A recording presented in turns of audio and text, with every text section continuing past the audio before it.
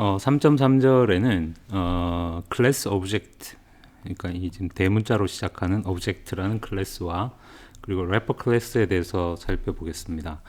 이 주제는 이제 지금까지 우리가 하고 있는 큰 흐름에 비하면 약간 좀 짜투리 주제에 해당된다고 할 수는 있지만 실제로는 자바 프로그래밍을 하기 위해서 여러분이 반드시 알아야 되는 그런 내용이기 때문에 여기서 이제 별로 길지는 않을 겁니다. 좀 짤막하게 이 두 가지에 대해서 다루도록 하겠습니다. 자바에서는 이제 자바뿐만이 아니라 사실 모든 객체 지향 프로그래밍 언어에서는 우리가 상속이라는 개념을 사용을 합니다. 그래서 어떤 하나의 클래스를 익스텐드해서 그것의 서브 클래스를 만들 수 있는 거죠.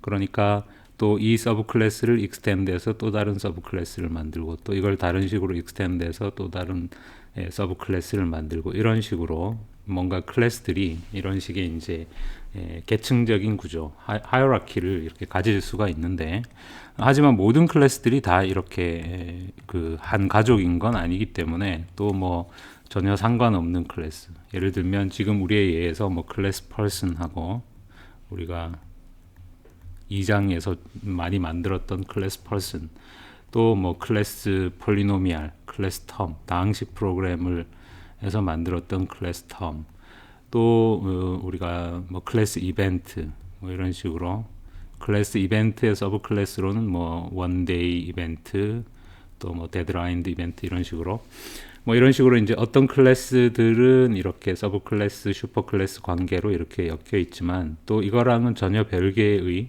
전혀 상관이 없는 이런 클래스들도 있을 수가 있죠.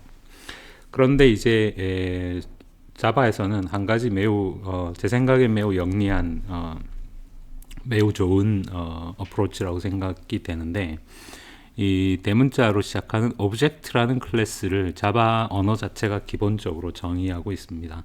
그러니까 이 클래스는 이제 내가 정의한 클래스가 아니라 그냥 자바 언어에 원래부터 존재하는 클래스다 이렇게 생각하면 되는데, 이 클래스는 그냥 자동으로 모든 클래스들의 슈퍼 클래스가 됩니다. 그러니까 거꾸로 말하자면 이 자바에서 클래스들은 이런 식으로 이제 계층적인 구조를 가지고 있는데, 그것의 맨 상위에 대문자로 시작하는 오브젝트라는 클래스가 있고, 내가 지정해 주지 않더라도 자동으로 모든 클래스들은 이 오브젝트 클래스의 서브 클래스가 됩니다. 이것은 그냥 강제적으로 그렇게 되는 룰입니다. 그러니까 자바에서 모든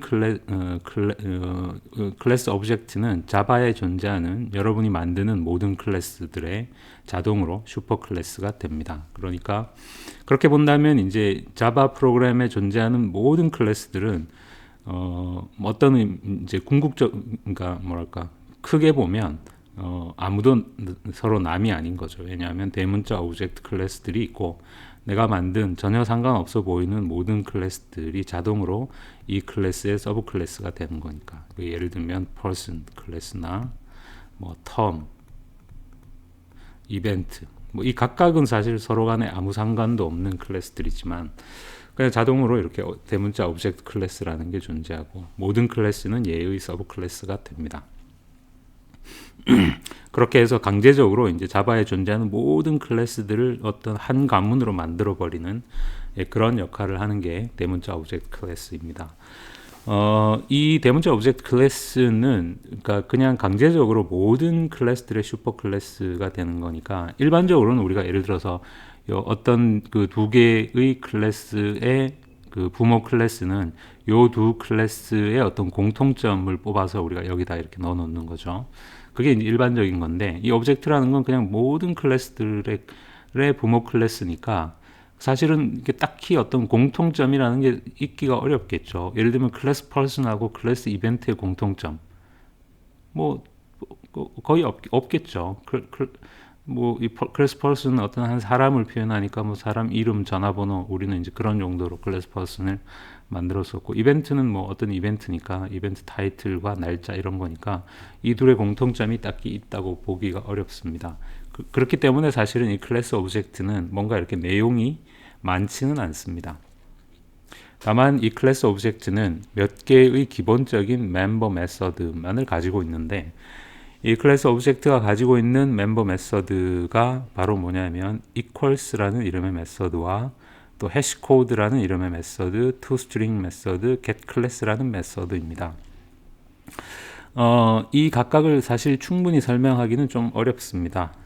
그래서 일단은 요 equals 메서드와 toString 메서드에 대해서는 조금 더 상세하게 설명을 하고, 해시코드 메서드에 대해서는 이거는 이제 조금 이렇게 나중에 설명을 하던가, 아니면 이 과목에서는 우리가 해시코드 메서드를 설명할 기회는 아마 제 생각에 없을 것 같은데, 또 모르죠. 나중에 혹시라도 설명을 하게 될지. getClass 메서드는 조금 지금은 설명하기 좀 어려운 부분이 있습니다. 그래서 조금 간단하게 뒤에 언급만 하고, 이 toString과 equals 메서드에 대해서만 조금 더 부가적인 설명을 하도록 하겠습니다. 그러니까 어쨌거나 자바에서 모든 클래스들은 이 대문자 오브젝트 클래스의 서브 클래스이고, 강제로 자동으로. 이것은 무슨 뭐 우리가 클래스를 정의할 때 뭐 오브젝트를 익스텐드 한다 이런 걸 써주지 않아도 자동으로 그렇게 된다는 뜻입니다. 그리고 그리고 이제 서브 클래스는 항상 슈퍼 클래스가 가지고 있는 재산들을 그대로 상속받기 때문에, 그리고 이 대문자 오브젝트 클래스는 equals, hashcode, toString, getClass라는 멤버 메서드를 가지고 있으니까 결국 얘네들을 다 상속받아서 자바에 존재하는 모든 클래스들은 결과적으로 눈에 보이든 보이지 않든 이 4개의 메서드를 다 가지고 있는 셈이 되겠죠. 그러니까 자바의 모든 클래스들은 내가 만들어주지 않아도 이미 equals, toString, getClass, hashcode 메서드를 다 가지고 있다는 건데, 다만 이 메서드들은 내 의도대로 작동하지는 않습니다. 왜냐하면 이건 당연한 얘기인데, 이 toString 메서드 같은 거는 그 클래스의 멤버들을 이렇게 스트링으로 변환해 주는 건데, 이 대문자 오브젝트 클래스 안에 있는 toString 메서드가 그런 걸 할 수 있을 리가 없기 때문에, 그러니까 우리의 의도대로 작동하진 않고, 따라서 equals나 toString 메서드 같은 걸 제대로 쓰기 위해서는 뭘 해야 되겠습니까?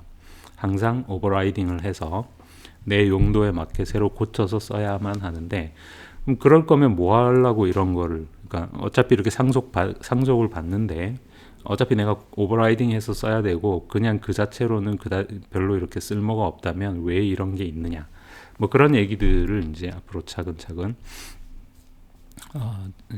해볼 생각입니다. 그래서 첫 번째 메서드가 이제 toString 메서드인데, 그러니까 제가 지금까지 이제 클래스를 만들면서 자주 이 toString이라는 메서드를 만들었죠. 근데 그 이름을 이제 왜 하필이면 toString이라고 하느냐, 이게 바로 이제 여기에서 온 것입니다. 그러니까 자바의 이 오브젝트 클래스가 가지고 있는 기본 메서드가 toString 메서드이기 때문에 이름을 이제 toString이라고 한 거고, 그 얘기는 뭐냐면 우리가 지금까지 이제 어떤 클래스들을 이렇게 만들면서, 예를 들면 뭐 이 원데이 이벤트 클래스에서 우리가 이런 toString 메서드를 만들었는데, 사실은 여기에서 실제로 우리는 항상 뭘 했다는 얘기입니까? 오버라이딩을 했다는 얘기입니다. 메서드 오버라이딩을 했다는 얘기죠. 왜냐하면 자바에 있는 모든 클래스들은 어차피 대문자 오브젝트 클래스의 서브 클래스고, 대문자 오브젝트 클래스는 toString 메서드를 이미 가지고 있기 때문에 내가 그것을 이렇게 오버라이딩 했다는 뜻입니다. 그러니까 컴퓨터에서 여기에 이 toString 메서드를 우리가 노트북에서 이렇게 오버라이딩을 했지만, 사실은 이 컴퓨터 안에 있는 이 toString조차도 오브젝트 클래스 안에 있는 toString을 오버라이딩 한 것입니다. 그러니까 실제로 이 노트북은 toString 메서드를 사실은 3개를 가지고 있는 셈입니다. 하나는 내가 작성한 toString, 하나는 이 컴퓨터 클래스 안에 있는 toString, 그리고 하나는 대문자 오브젝트 클래스 안에 있는 toString, 이런 식으로. 그래서 자바의 모든 클래스들은 내가 만들어주지 않더라도 이미 equals와 toString 메서드를 가지고 있는데, 다만 그것은 내 의도대로 작동하지 않을 거기 때문에 오버라이딩을 해야 된다는 거고, 만약 toString 메서드를 따로 만들어주지 않으면 한번 해볼까요? 그러니까 자, 이제 섹션 3니까 새로운 패키지를 만들어서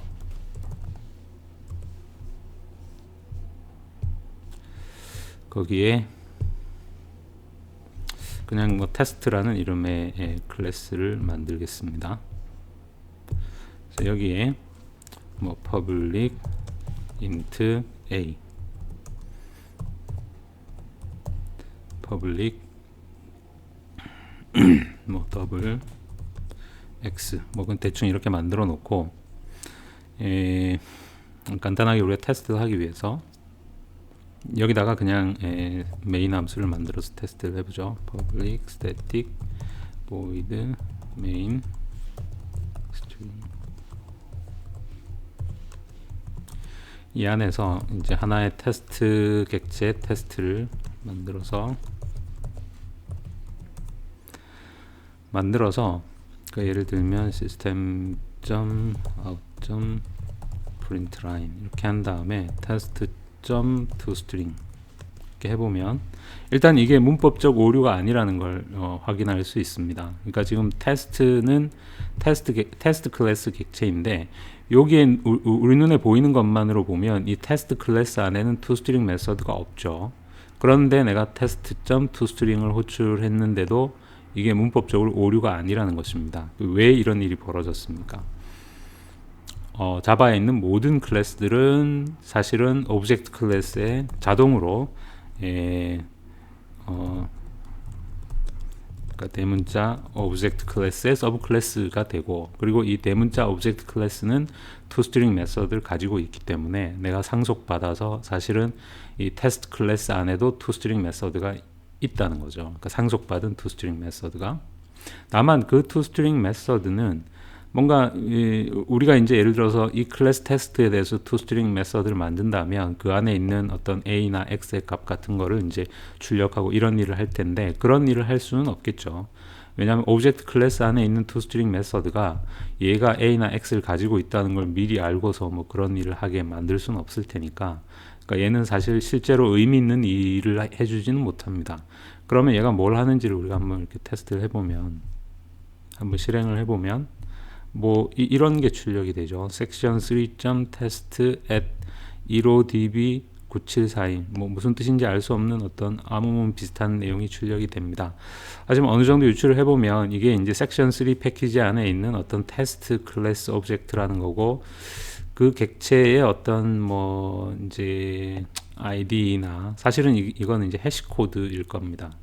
제 기억에 해시 코드인데 뭐 해시 코드가 뭔지 이런 거 몰라도 됩니다. 그러니까 하여간 뭐 이런 걸 출력을 해주는데 이건 사실 전혀 그다지 이렇게 유용하지 않은 거죠. 유용하지 않기 때문에 뭐 이런 식으로 이렇게 출력을 해줍니다. 클래스 이름 at 객체의 해시 코드 이렇게 이런 값을 출력해 주는데, 물론 이런 값이 이제 전혀 유용하지 않은 건 아닌데 아직은 여러분이 이제 이런 걸 뭔가 유용하게 쓸 일은 없을 거니까 그냥 이렇게 된다는 거고, 따라서 내가 이제 뭔가 이 test.toString이 좀 의미 있는 일을 하도록 만들기를 원한다면 이제 이 toString 메서드를 여기서 이렇게 오버라이딩을 해서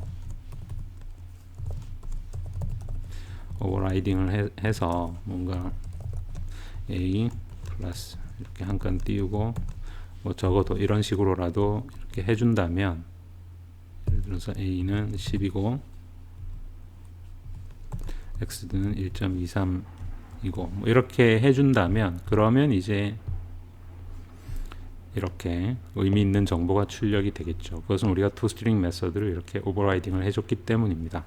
이 toString 메서드를 오버라이딩 해주지 않으면 아까처럼 좀 무의미한 정보가 출력이 된다. 그 이야기입니다. 그 다음에 이제 두 번째가 equals 메서드라고 그랬죠. 그래서 이 오브젝트 클래스가 이제 toString과 마찬가지로 equals라는 이름의 메서드를 가지고 있는데, 정확하게 이 메서드의 시그네처는 이제 이렇게 됩니다. 그러니까 return 타입은 boolean이고 메서드 이름은 equals이고 매개 변수의 타입은 object이고 다른 어떤 오브젝트를 하나 받아서 얘가 하는 일은 이 두 오브젝트의 동일성을 이렇게 이제 비교를 하는 건데, 이것 역시 이제 이 자체로는 별 의미는 없고 이 메서드를 우리가 의도대로 사용하려면 이제 오버라이딩을 해줘야 합니다. 예를 들어서 test2 객체를 이렇게 만들어서 또 새로운 객체를 하나 만들어서 이 test2.a는 뭐 5로 test2.x는 뭐 1. 뭐 이런 값으로 이렇게 한 다음에 이제 equals 메서드를 test2 equals 이렇게 하고 test1 이런 식으로 test1이 아니라 그냥 테스트죠. 테스트 이런 식으로 이제 할 수 있다는 건데 equals 메서드는 return 타입이 불린이니까 이제 이 결과는 true, false라는 거죠. 그래서 예를 들면 if 한번 그냥 해보죠. 이러면은 system.out.println yes 이렇게 하고 만약에 그렇지 않으면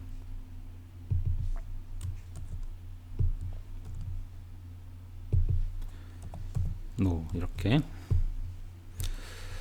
자 이렇게 한번 출력을 해볼까요? no 이렇게 출력이 되었습니다. 좀 이렇게 한번 해볼까요? 이렇게 하고 그냥 해보면 그래도 no입니다. 잘 보면 지금 어떤 상황이냐면 테스트는 그냥 객체를 만들었고 테스트2도 그냥 객체를 만들어서 이제 이거를 안 하니까 사실은 테스트와 테스트2의 A와 X의 값은 그냥 10과 1.23으로 똑같겠죠. 그런 상태에서 test2 equals test 이렇게 test1과 test2가 동일하냐 이렇게 검사를 하면 얼핏 생각할 때는 이제 우리 그냥 상식적으로 이제 yes가 돼야 되지 않을까 이런 생각이 들죠. 왜냐하면 이 두 객체는 테스트 자꾸 발음이 꼬이니까 test1이라고 바꾸겠습니다. test1과 test2는 이제 내용이 사실은 똑같은 거니까 yes라고 돼야 되지 않을까 이렇게 생각할 수 있지만 그것은 사실은 내 생각이니까 내 생각일 뿐입니다. 그러니까 왜냐하면 이때 호출되는 equals 메서드는 지금 이 테스트 클래스 안에는 equals 메서드가 없죠. 그 얘기는 이 equals는 그냥 이 object 클래스 안에 있는 equals 메서드라는 얘기입니다. 그럼 얘가 뭔가 a나 x의 값을 서로 비교하고 이런 일을 해줄 수가 없겠죠. 왜냐하면 얘는 이 a나 x라는 멤버가 있다는 사실조차 모를 테니까. 그래서 이 equals 메서드에 뭔가 그런 큰 기대를 해서는 안 됩니다.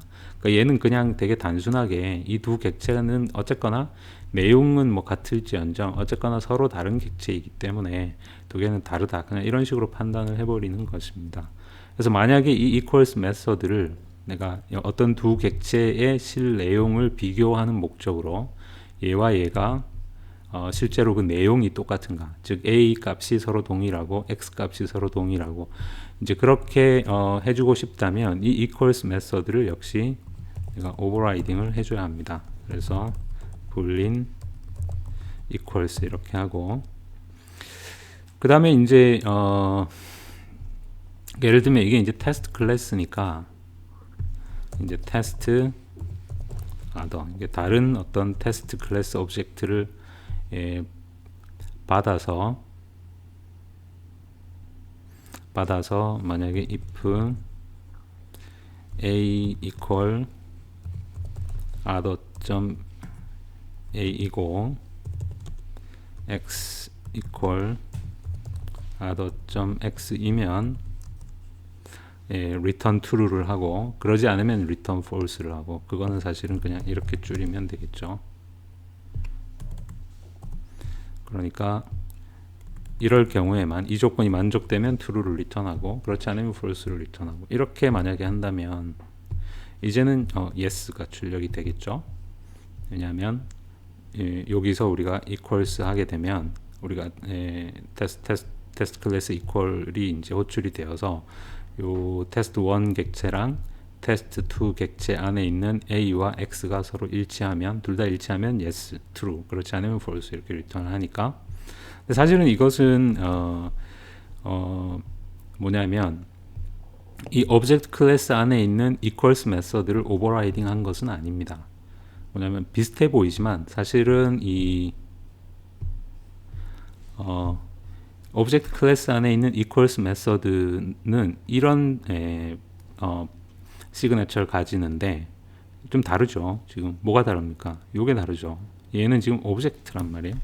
그러니까 매개 변수의 타입이 오브젝트인데 여기서는 매개 변수의 타입을 제가 테스트라고 했죠. 그러니까 이 equals는 사실은 그냥 별개의 메서드를 내가 여기서 정의한 것입니다. 그러니까 오브젝트 클래스 안에 있는 equals를 오버라이딩 한 게 아니라 그냥 따로 이름만 우연히 똑같은, 자바 언어에서는 어떤 메서드 이름이 같더라도 매개 변수의 타입이 다르면 그것은 서로 다른 메서드로 봅니다.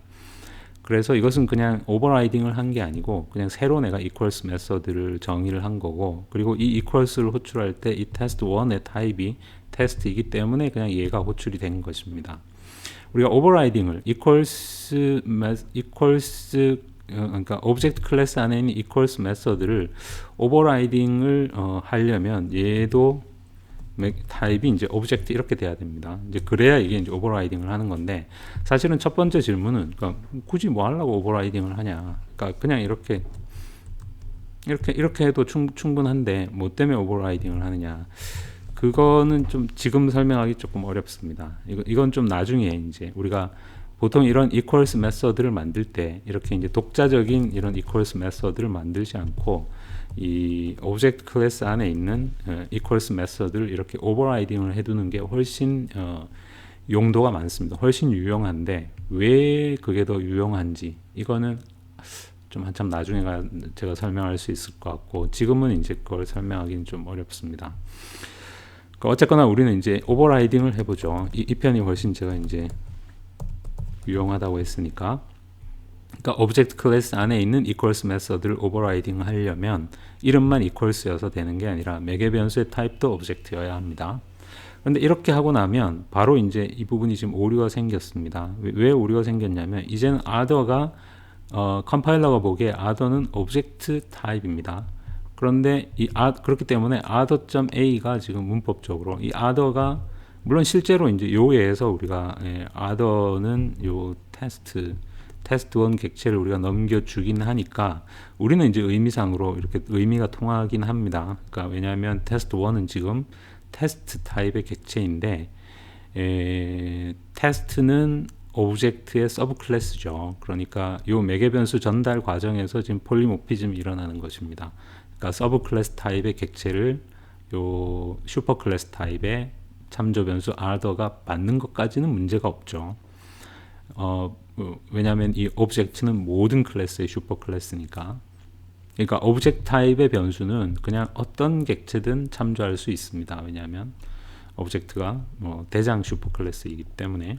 그래서 여기까지 문제가 없는데, 다만 이 오브젝트는 이 other는 오브젝트 타입의 참조 변수이니까, 그리고 클래스 오브젝트 안에는 물론 A라는 필드와 X라는 필드가 당연히 없겠죠. 따라서 이 부분에서 이제 문제가 생깁니다. 그래서 이제 좀 간단하게 하려면 이제 우리는 이제 이 other가 사실은 테스트 객체라는 걸 이제 알고 있으니까, 예를 들면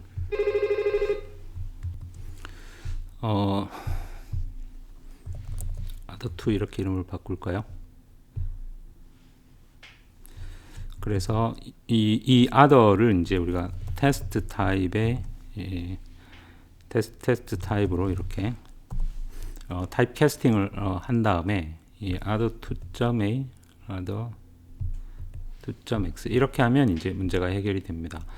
제 수업에서 이제 타입 캐스팅 하는 걸 이제 지금까지 한 번도 제가 문법적으로 설명하지 않았는데, 타입 캐스팅의 개념은 간단합니다. 그러니까 어떤 변수의 타입을 그냥 이렇게 캐스팅을 해서 바꾸어서 다른 타입의 값으로 바꿔주는 것입니다. 그러니까 물론 이것은 이제 other는 오브젝트 타입의 참조 변수이고, 그리고 other2는 테스트 타입이어서 이 other의 서브 클래스이기 때문에 이제 이렇게 타입 캐스팅을 할 수 있는 건데요. 타입 캐스팅은 또 요 자체로 또 사실은 좀 설명이 필요한 주제인데, 일단은 지금은 그냥 좀 그러려니 하고 좀 그냥 대략 이렇게 넘어가겠습니다. 그래서 우리가 이 equals 메서드를 오버라이딩을 해주고 싶다면 반드시 매개 변수의 타입이 오브젝트여야 하기 때문에 바로 이렇게 other.a 이렇게는 할 수가 없기 때문에, 하지만 우리는 어차피 이제 이 요에서는 요 other가 테스트 타입의 객체라는 걸 알고 있기 때문에 그것을 테스트 타입으로 이렇게 타입 변환을, 강제 타입 변환을 해주고, 이렇게 강제로 타입 변환하는 걸 우리가 이제 타입 캐스팅이라고 부릅니다. 그런 다음에 이제 이 두 개가 같으면 true 아니면 false 이렇게 한번 실행을 해볼까요? 그러면 이제 yes라고 출력이 되겠죠. 자, 그래서 이것이 이제 equals 메서드도 역시 마찬가지로 우리가 좀 의미 있게 사용하려면 이런 식으로 이제 오버라이딩을 해야 되는데 toString 메서드보다는 이제 오버라이딩 하기가 조금 까다로운 부분이 있다는 뜻입니다. 그래서 이 equals 메서드는 지금보다는 사실은 좀 나중에 다시 우리가 이 equals 메서드를 에 대해서 좀 더 자세하게 다룰 기회가 있습니다. 그래서 그때 좀 더 추가적인 설명을 하도록 하고 조금 더 이렇게 이제 격식을 제대로 이렇게 우리가 equals 메서드를 오버라이딩 한다면 좀 이런 식으로 할 수 있습니다. 그러니까 예를 들면 이 obj하고 this라는 것은 항상 자기 자신, 그러니까 this object를 의미합니다. 그래서 이 obj와 this가 동일하다면 이것은 지금 요 equals를 포함하고 있는 객체와 매개 변수로 들어온 이 obj라는 객체가 사실은 동일한 객체라는 뜻입니다. 그러니까 예를 들면 이 예에서 우리가 test2 equals test2 만약에 이런 식으로 호출을 하게 되면 지금 요 equals 메서드를 실행하는 test2 객체와 거기에 매개 변수로 들어오는 이 other가 사실은 동일한 객체라는 뜻이죠. 예, 그렇게 되면 그럴 경우에는 두 개가 어차피 내용이 동일한 정도가 아니라 그러니까 애초에 그냥 동일한 객체, 그러니까 하나의 객체이니까 당연히 true를 리턴하고 만약에 obj가 null이라면 그때는 이 obj가 만약에 null object라면 false를 리턴하고 그 다음에 이제 이 두 개의 그 객체가 동일한 클래스인지를 이런 식으로 비교할 수 있습니다. 근데 이제 이 getClass 메서드는 조금 이제 설명하기가 좀 어려운 면이 있습니다. 지금은 나중에 이제 제너릭스 같은 거를 배우고 나야 사실은 좀 충분하게 설명할 수 있는 거기 때문에 지금은 그냥 의미상으로 여기 매개 변수로 들어온 요 obj랑 요 equals 메서드를 실행하고 있는 그 객체가 동일한 클래스의 객체인지를 이런 식으로 검사할 수 있다 정도로 하겠습니다. 그래서 만약에 이게 no라면 즉 이게 두 개가 애초에 클래스 자체가 서로 다르다면 그건 당연히 false겠죠. 같을 수가 없겠죠. 서로 동일한 객체라면 그때는 이 obj를 우리가 이제 여기에서는 이제 person인데 요게 person은 지금 우리의 지금 얘는 지금 이 지금 메서드 자체가 크게 클래스 person 안에 있다는 가정입니다. 클래스 person 안에서 우리가 지금 이 equals를 오버라이딩 하고 있다면 어차피 person 객체는 다른 person 객체와만 동일할 수가 있으니까 요 obj를 person 타입으로 캐스팅을 한 다음에 이제 이 person 객체는 이름과 전화번호라는 두 개의 필드를 가지고 있으니까 이름도 동일하고 전화번호도 동일하면 true를 리턴하고 이때 이제 우리가 이거는 뭐냐면 반드시 이렇게 돼야 되는 게 아니라 이것은 우리가 정하기 나름입니다. 그러니까 예를 들면 두 개의 person 객체가 있을 때 어떨 때 이 두 person 객체를 동일하다고 판정할 것인가의 규칙을 사실은 우리가 여기에서 지정을 해주는 것입니다. 사람 이름만 동일하면 두 개는 동일하다 이렇게 만약에 우리가 규칙을 정한다면 여기에서 이제 이 전화번호를 비교하는 부분은 필요가 없겠죠. 그러니까 이름만 서로 동일하면 동일하다 이렇게 하는 거고 만약에 이름도 동일하고 전화번호도 동일해야 이것은 동일한 객체다라고 뭐 해주고 싶다면 그런 식으로 이제 그런 규칙이 필요하다면 또 넘버도 비교하고 그러니까 이 부분은 이제 이 부분을 어떻게 할 건지는 내가 결정할 문제입니다. 내가 이 equals 메서드를 어떤 용도로 쓸 건지를 생각해서 두 객체의 동일성을 어떻게 판정할 건지에 대한 규칙을 여기에서 내가 이렇게 지정을 해준다는 뜻입니다. 이것이 equals 메서드고 getClass 메서드는 이제 자바에는 클래스라는 이름의 클래스가 있는데 좀 이상하죠. 그러니까 대문자로 시작하는 클래스라는 이름의 클래스가 있어서 이 getClass 메서드는 모든 클래스는 하나의 대문자로 시작하는 클래스 객체를 가지고 있어서 이 객체는 각각의 클래스에 대해서 유일하고 오브젝트 클래스는 getClass 메서드를 제공을 하고 뭐 그래서 우리가 어떤 두 개의 객체가 동일한 클래스의 객체인지 그러니까 동일한 타입의 객체인지 검사하고 싶다면 this.get class, 그러니까 a.get class는 b.get class와 equal인가 이런 식으로 비교할 수 있다라는 건데, 일단은 그냥 이런 정도로, 이런 게 있다 정도로 여러분이 생각하면 되겠습니다. 이것이 이제 그래서 좀 간단하게 대문자 오브젝트 클래스에 대해서 지금 이제 살펴봤고, 그러니까 여러분이 기억해야 될 건 일단 자바의 모든 클래스들은 이 대문자 오브젝트 클래스의 서브 클래스다. 거기엔 예외는 없습니다. 그러니까 강제로 그렇다, 자동으로 그렇게 된다라는 거고, 이 대문자 오브젝트 클래스는 equals, toString 뭐 이런 메서드들을 가지지만 실제로 이 메서드 자체를 우리가 쓰는 경우는 거의 없고, 대부분 이 메서드를 오버라이딩해서 사용한다. 그리고 이제 toString 메서드를 오버라이딩 하는 건 뭐 그냥 간단하지만, 이 equals 메서드를 오버라이딩 하는 것은 약간 이렇게 생각보다 좀 까다로운 이슈들이 있다 정도를 기억하면 되겠습니다. 그 다음 이제 이번 시간의 두 번째 주제는 래퍼 클래스인데, 이 자바에서는 이제 이 프리미티브 타입 데이터와 난 프리미티브 타입 데이터는 근본적으로 좀 다르게 처리가 되죠. 그러니까 뭐 프리미티브 타입 데이터는 무조건 보통 변수, 그러니까 프리미티브 타입의 변수는 무조건 보통 변수여서 그 변수 안에, 그러니까 우리가 int a 이렇게 하면 a는 프리미티브 타입 변수니까 이 변수 안에 직접 이렇게 정수값이 저장이 되지만, 예를 들면 person p 이렇게 하면 사실은 이 p는 참조 변수가 되고, 실제로는 우리가 new 명령어로 이렇게 person 객체를 따로 만들어야 되고, 그래서 이 안에 이름이나 번호가 저장되고, 이 참조 변수는 이 객체를 참조할 뿐이고, 이런 식으로 근본적으로 이제 primitive type 데이터와 non-primitive type 데이터는 좀 다릅니다. 그런데 이제 금방 우리가 오브젝트 클래스에 대해서 얘기를 했습니다. 그러니까 오브젝트 클래스는 모든 클래스의 슈퍼 클래스라고 했습니다. 그렇기 때문에 이제 어떤 게 가능하냐면, 만약에 우리가 어떤 오브젝트 클래스, 오브젝트 타입의 어떤 변수를 만든다면, 이 변수 A에는 어떤 객체든, 이 변수 A는 어떤 객체든 참조할 수가 있게 됩니다.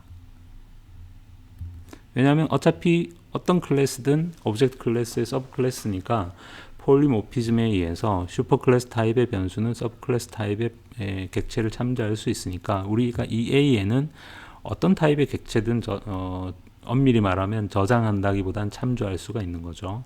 또 예를 들면 우리가 이 오브젝트 타입의 어떤 배열을 만든다면, 그러니까 오브젝트 타입의 배열 뭐 array를 만든다면 new object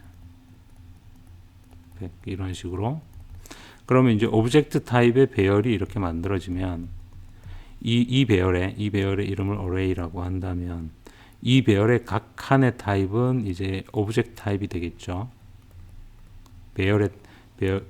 이게 이제 배열의 타입이라는 것은 실제로는 그 배열의 각 칸의 타입이니까, 그러니까 이 각 칸이 오브젝트 타입이라는 얘기는 여기에는 아무 객체나 우리가 저장을 할 수 있다는 뜻입니다. 그러니까 뭐 person 객체도 참조할 수 있고, 이벤트 객체도 참조할 수 있고, 뭐 term 객체도 참조할 수 있고, 그러니까 뭐 이렇게 그냥 글자 그대로 아무 객체나, 그런 의미에서 이 배열은 완전히 이제 유니버설한 어레이가 됩니다. 그러니까 그냥 모든 타입의 객체를 다 저장할 수 있는 그런 배열이 된다는 거죠. 이것은 사실 그러니까 폴리모피즘을 우리가 약간 끝까지 밀어붙인 거죠. 그러니까 우리가 이 앞절에서는 이제 몇 개의 서로 연관성이 있는 클래스들에 대해서만 폴리모피즘을 적용하는 예를 보여줬는데, 사실은 이제 이 오브젝트 클래스라는 게 모든 클래스들의 슈퍼 클래스이기 때문에, 만약에 오브젝트 타입의 배열을 만든다면 이 안에는 뭐 그냥 아무 객체나 저장할 수 있다, 이런 뜻이 됩니다. 이런 걸 어디 쓸모가 있을까, 여러분, 이런 생각이 들 수도 있지만, 사실 이것은 굉장히 유용합니다. 이제 나중에 이제 자료구조론에서 여러분이 뭐 array list나 linked list나 뭐 stack, queue 같은 그런 자료구조들을 다룰 텐데, 그런 경우에 이제 그 안에 그게 이제 데이터의 타입을 가리지 않는다는 거죠. 뭐 데이터의 타입이 뭐든 간에 아무거나 저장할 수 있다는 것은 굉장히 강력한 거고, 물론 이제 우리가 실제로는 이렇게는 잘 하지 않지만, 이제 이렇게 실제로 이제 이런 오브젝트 타입의 배열을 만들어서 거기에 아무거나 저장하고 이런 식으로 잘 하지는 않습니다. 이제 그렇게 잘 하지 않는 이유에 대해서는 나중에 이제 다시 설명을 어차피 해야 되니까, 지금은 근데 어쨌거나 그렇게 할 수 있다라는 건 굉장히 강력한 거죠. 그런데 이제 여기에 찜찜한 게 있습니다. 그게 뭐냐면, 제가 아무 데이터나 저장할 수 있다. 그러니까 타입을 가리지 않는다. 어떤 타입의 객체도 저장할 수 있다라는 말은 모든 걸 저장할 수 있는 것처럼 들리지만 사실은 거기에 뭉태기로 빠지는 것들이 있죠. 그게 뭐냐면 바로 프리미티브 타입 데이터입니다. 그러니까 프리미티브 타입 데이터는 객체가 아니죠. 그러니까 이 오브젝트 타입의 배열은 어떤 객체든 참조할 수 있지만, 그러니까 어떤 객체든 참조할 수 있지만, 이 어떤에 주목하지 말고 이 객체에 여러분이 주목을 해보면 객체만 참조할 수 있다는 거죠. 그러니까 객체가 아닌 것들은 저장할 수 없다는 뜻입니다. 그런데 자바에서는 사실은 반 이상의 데이터가, 그러니까 프리미티브 타입 데이터들은 객체가 아닙니다. 그러니까 모든 걸 다 저장할 수 있는데, 오히려 훨씬 중요한 그냥 정수, 실수, 문자, 이런 것들은 객체가 아니기 때문에 저장할 수가 없는 거죠. 그러니까 아주 큰 예외가 있는 것입니다. 그러니까 오브젝트 타입의 배열에는 다양성의 원리에 의해서 모든 종류의 객체를 저장할 수 있는데, 모든 종류의 객체만 저장할 수 있다는 거죠. 객체가 아닌 데이터들, 인트, 더블, 캐릭터 등은 객체가 아니기 때문에 저장할 수 없습니다. 객체가 아니기 때문에. 그래서 이런 큰 예외가 있는 것은 생각보다 꽤 이제 불편하게 만듭니다.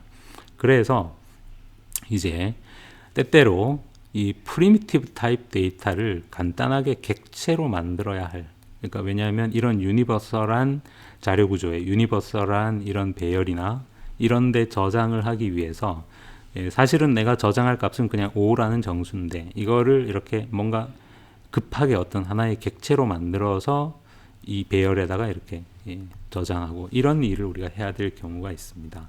그래서 그게 뭐냐면, 그 얘기는 결국 이제 그런 일을 하는 클래스가 있어야 된다는 거죠. 이제 그런 클래스가 바로 이제 대문자 인티저나 더블이나 캐릭터 같은 클래스들인데, 이런 클래스들을 우리가 래퍼 클래스라고 부릅니다. 그러니까 래핑한다는 게 이제 그러니까 뭐 선물 같은 걸 포장한다 이런 뜻이죠. 그러니까 포장지 클래스다. 그 얘기는 실제 내용은 그냥 정수인데, 이 정수는 이 자체로는 프리미티브 타입 데이터니까 객체가 아니죠. 그러니까 얘를 이렇게 싹 포장만 살짝 해가지고 객체로 만들어주는 그런 클래스다. 그런 의미에서 이것을 래퍼 클래스라고 부릅니다. 그래서 기본 타입의 데이터, 그러니까 프리미티브 타입 데이터, 인트나 더블, 플룻, 캐릭터 같은 이런 프리미티브 타입 데이터를 하나의 객체로 이렇게 포장해주는 클래스여서 인티저, 더블, 캐릭터, 불린, 다 대문자로 시작합니다.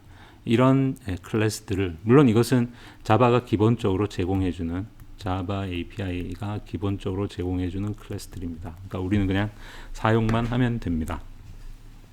그래서 어떤 식으로 쓰느냐 하면, 내가 A라는 정수가 있고 A가 20이면, 그러면 이 A는 프리미티브 타입 데이터니까 객체가 아니죠. 그런데 이 20을 이렇게 내용으로 싹 가지고 있는 어떤 객체를 만들고 싶을 때 new integer A, 이렇게 정수 값을 이렇게 매개 변수로 주고 new integer 이렇게 하게 되면 인티저 객체가 하나 만들어집니다. 그래서 그것을 age라고. 그러면 이제 이 age는 객체이기 때문에, 예를 들면 아까 우리 오브젝트 타입의 배열을 우리가 만들었다면, 여기에 저장을 할 수 있는 겁니다. 그러니까 array 0에는 age, 이런 식으로. array 0에 직접 a를 저장할 수는 없습니다. 왜냐하면 우리가 이 array 0에 age를 저장할 수 있는 이유는, 이 array의 타입은 오브젝트 타입이고 그리고 이 age의 타입은 인티저 타입입니다. 그런데 이 인티저 타입은 오브젝트 타입의 서브 클래스죠. 자바에 존재하는 모든 클래스는 오브젝트 클래스의 서브 클래스니까, 따라서 폴리모피즘에 의해서 이 배열 어레이에다가 우리가 이 age를 저장할 수 있는 것입니다. 그러니까 그냥 어레이 제로에다가 그냥 a를 어레이 제로에다가 그냥 a를 이렇게 저장할 수는 없다는 뜻입니다. 왜냐하면 a는 지금 정수이고 이것은 객체가 아니죠. 그러니까 프리미티브 타입입니다. 그 프리미티브 타입 데이터를 이 어레이라는 이 오브젝트 타입의 배열에 저장한다는 것은, 이것은 서로 타입이 전혀 일치하지 않기 때문에 폴리모피즘하고도 해당이 없는 얘기죠. 왜냐하면 이게 기본적으로 객체도 아니고 클래스도 아니기 때문에.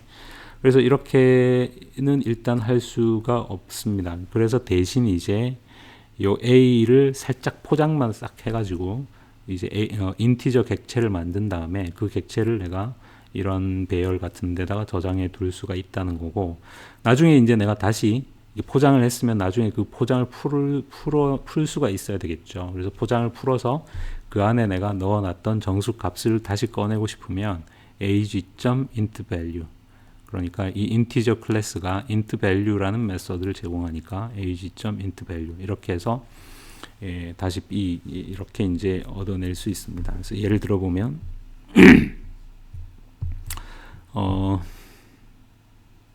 이제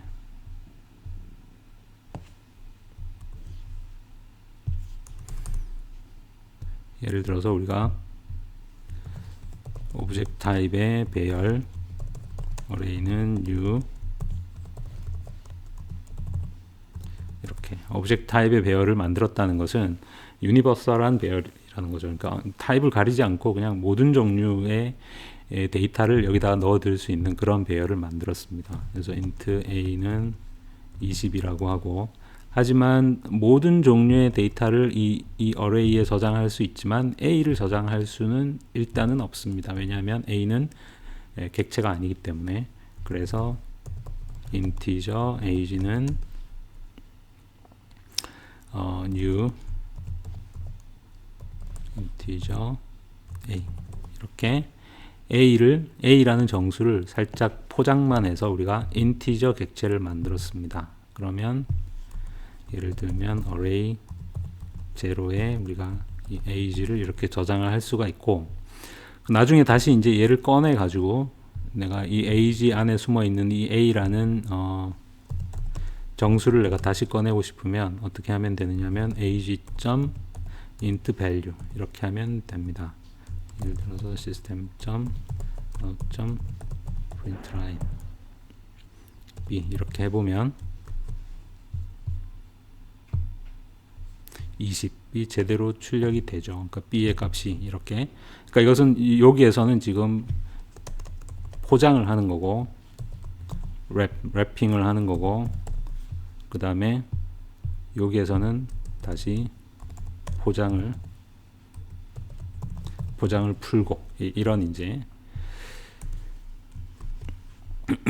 그럼 굳이 이렇게 무슨 정수를, 멀쩡한 정수를 뭐 때문에 이렇게 포장을 했다가 나중에 포장을 풀고 이런 일을 하느냐, 그것은 이제 바로 요런 일을 하기 위해서, 그러니까 정수 값을 가끔씩 우리가 이런 어떤 오브젝트 타입의 배열 같은 데다가 저장을 해둘 필요가 있을 때, 그럴 때 이제 이렇게 한다라는 것입니다.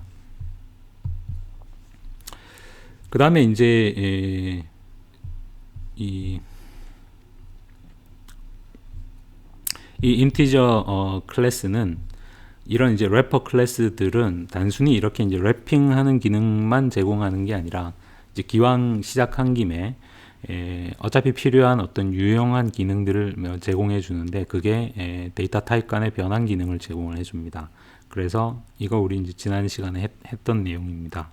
내가 이제 예를 들어서 대문자 인티저 클래스는 이렇게 숫자로 구성된 문자열을 정수 값으로 변환해 주는 이런 기능을 제공합니다. 그래서 integer.parseInt 이렇게, 그러니까 예를 들면 이것은 이제 인티저 클래스가 서비스로 제공해 주는 추가 기능이다, 이렇게 여러분이 생각하면 되겠습니다. 1, 2, 3, 4 이렇게 하고 int c는 대문자 인티저 점 이렇게 하면 이 인티저 클래스가 이제 어떤 퍼블릭 메서드를 제공해 주는지를 이렇게 여러분이 볼 수 있죠. 그 중에서 우리가 쓸 건 이 parseInt입니다. 그래서 str 이렇게 하면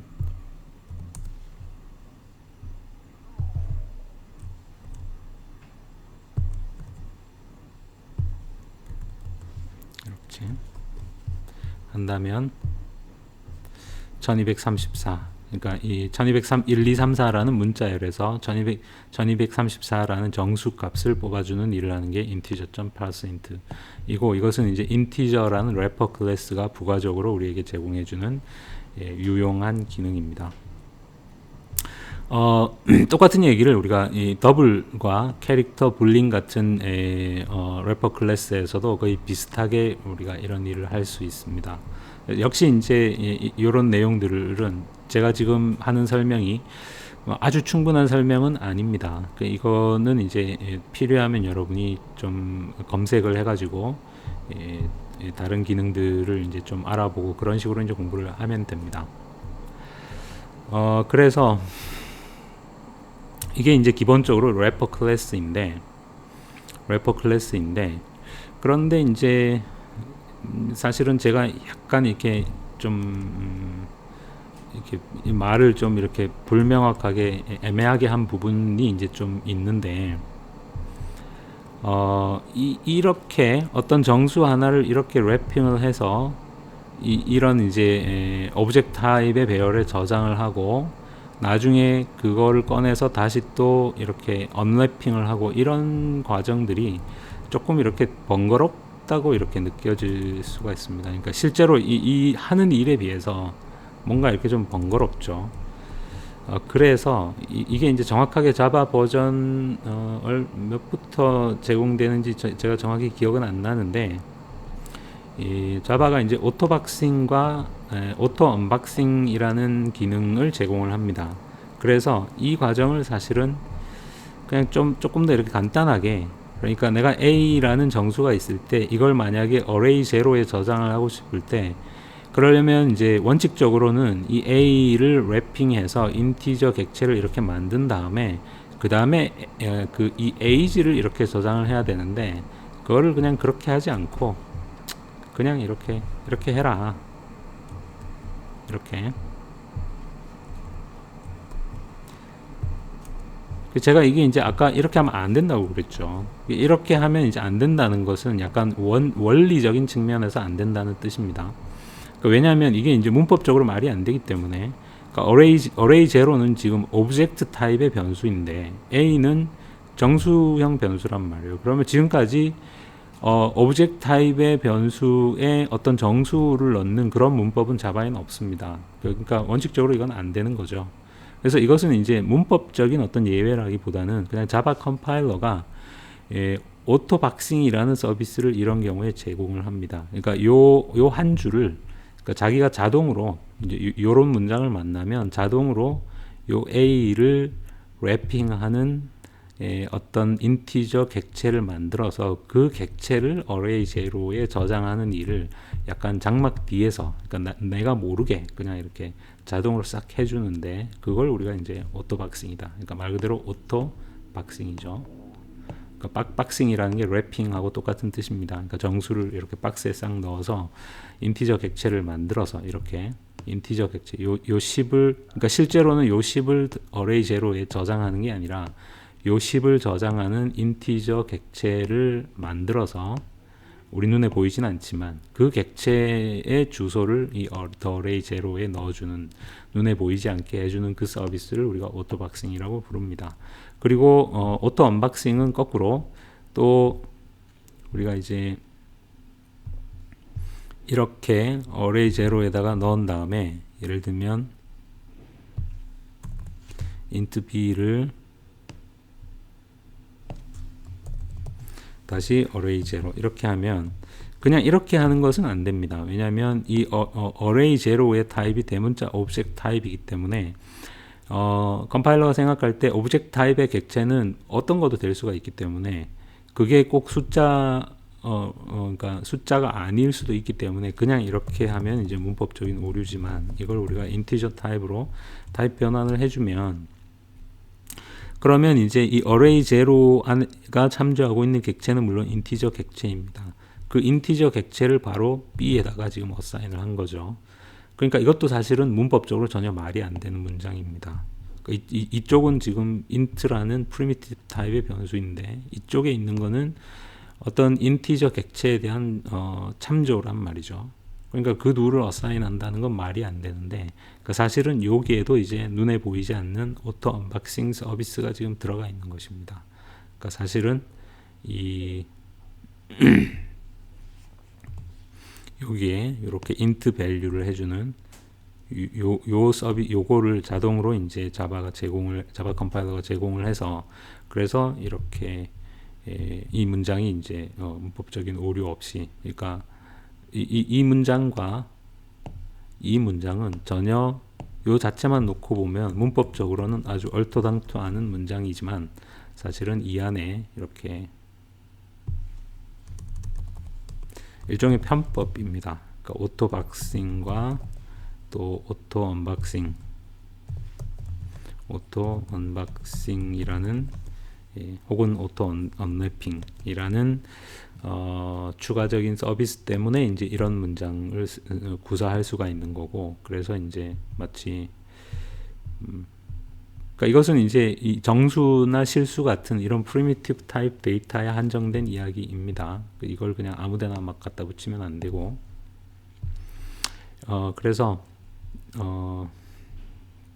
그냥 이렇게, 그것이 이제 래퍼 클래스입니다.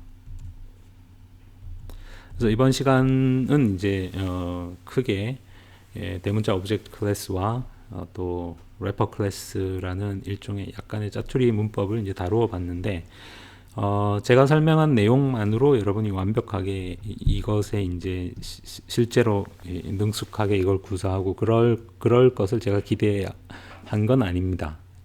뒤에 이제 이 다음 장부터 우리가 또 예제 프로그램들 안에 이런 내용들이 등장할 때 제가 조금씩 추가적으로 다시 한번 언급을 하면서 이런 내용들이 이제 자연스럽게 이렇게 능숙해지게 될 겁니다. 그래서 일단은 이런 게 있다라는 거를 여러분이 일단 기억하고 있으면 되겠습니다.